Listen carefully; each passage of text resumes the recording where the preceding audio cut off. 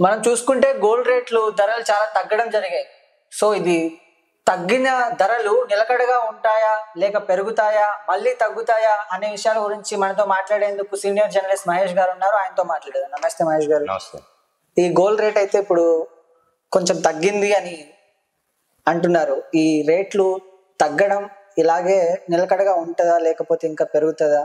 ఏంటి మ్యాటర్ మహేష్ గారు?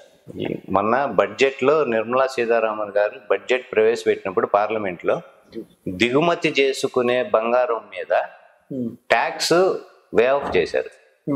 అందువల్ల ఆ దిగుమతి చేసుకునే బంగారం మీద ట్యాక్స్ లేదు కాబట్టి ఇప్పుడు మనకి ఇప్పుడు దుబాయ్ నుంచి అక్కడి నుంచి ఇట్లా బంగారం తెచ్చుకోవడం అనేది వినే ఉంటారు మీరు. అట్లా వాటి మీద ట్యాక్స్ అనేది లేకపోవటం వల్ల నామినల్ కొనటం వల్ల అది మీకు బంగారం ధర ఆటోమేటిక్ గా ఇక్కడ తగ్గుతుంది. బంగారాన్ని ఎక్కువ ఆభరణాలకు ఎక్కువ వాడేది ఇండియాలో మిగతా దేశాల మీద పోల్చుకుంటే. అందుకని ఇక్కడ మనకి మీకు ఎప్పుడైతే బంగారం ఫ్లో ఎక్కువ అవుతుందో ఆటోమేటిక్ గా రేట్ తగ్గుతుంది. ప్రస్తుతం ఆ ఫ్లక్చుయేషన్ అని కాదు, ప్రస్తుతం ఆ పరిస్థితుల్లో బడ్జెట్ ప్రవేశపెట్టినప్పుడు ఆటోమేటిక్ గా తర్వాత ట్యాక్సెస్ ఎత్తివేయటం వల్ల ఈ బంగారం రేట్ అనేది తగ్గింది. ఇప్పుడు ఎందుకు అంటే ఏదైనా గూడ్స్ ఫ్లో ఎక్కువ అయితే ఆటోమేటిక్ గా మీకు తగ్గుతుంది రేటు. డిమాండ్ అండ్ సప్లై మీకు సూత్రం బట్టి. ఇప్పుడు కానీ ఇది కాన్స్టెంట్ గా ఉంటుందా ఉండదా అనేది ఇప్పుడు సమస్య. కాన్స్టెంట్ గా అయితే ఈ తగ్గిన ధర అయితే ఉండదు. బంగారం రేటు పెరగటం అనేది పెరుగుతుంది. ఇది ఒక నెల ఉండొచ్చు మా అయితే, అంత దాని తర్వాత యాజ్ యూజువల్ గా బంగారం ధర పెరుగుతుంది కానీ తగ్గేది ఉండదు. కారణం ఏంటంటే ఆభరణాలుగానే కాకుండా ఇండియాలోనే ఆభరణాలకి ఎక్కువ వాడతారు మిగతా దేశాల మీద. కానీ ప్రపంచ దేశాలన్నీ బంగారాన్ని ఎలక్ట్రానిక్ గూడ్స్, కంప్యూటర్ చిప్స్ ఇవి తయారు చేసేదానికి కూడా వాడతారు బంగారాన్ని.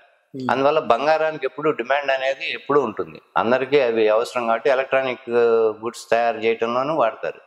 కానీ అందుకని ఇప్పుడు బంగారం అనేది టెంపరీ దీని వరకు తగ్గింది కానీ అది ఎట్లాగో నిలకడ ఉండదు, అంతకన్నా తగ్గేది ఉండదు, పెరుగుతుంది అది. కాకపోతే ఇది టెంపరీ.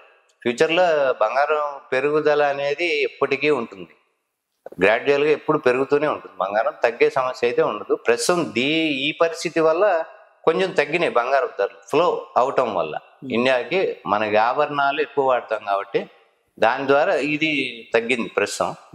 మీకు ఇంకా ఫ్యూచర్లో చూసుకుంటే బంగారం ధర ఎప్పుడైనా పడిపోయాలి తగ్గుతుంది అనుకుంటే మనకి ఎక్కడైనా బంగారపు నిల్వలు ఉంటాయి చూసారా, అవి ఏవైనా మైన్స్ మనకి అవి దొరికితే తప్ప బంగారం ధర తగ్గటం అనేది ఉండదు.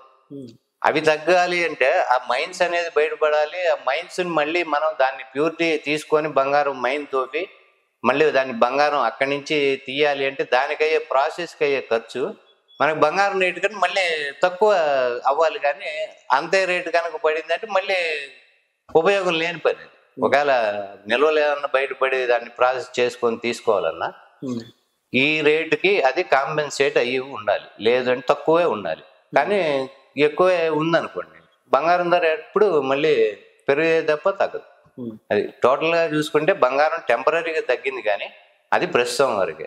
ఫ్యూచర్లో బంగారం రేటు పెరుగుతుంది.